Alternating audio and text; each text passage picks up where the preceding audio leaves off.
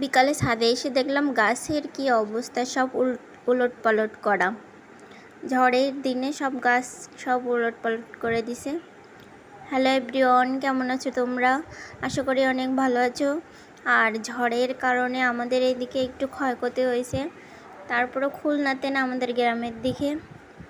তো আমরা দুই বাড়িতে যাইনি, আমার ভাসুর আর আমার বর চলে গেছে বাড়িতে ওরা, তার জন্য দুইজন আমরা এক জায়গাতে আছি। আমি আমার বড় যার বাসায় আসছিলাম, তো বিকালবেলা দুইজন একটু ছাদে আসছি দেখার জন্য যে কি অবস্থা, আবহাওয়া কীরকম আছে।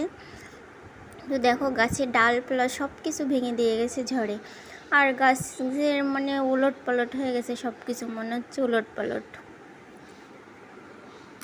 আমি ছাদের চারিপাশটা ঘুরে ঘুরে দেখছি, হাঁটছি আর ঘুরে ঘুরে দেখছি। আর দিদি কিন্তু বসে আছে চেয়ারে। তারপরে ছাদের থেকে নেমে এসে কিন্তু আমি বলছিলাম দিদি একটু খাবার কিনলে হতো, তার জন্য আমি দেখো খাবার কিনে আনছি। আর দিদি পূজা দিচ্ছে। পূজা দেওয়ার পরে এই যে আমরা দুইজন এখন খাবার খাচ্ছি। তো তোমরা ভালো থাকো, টাটা।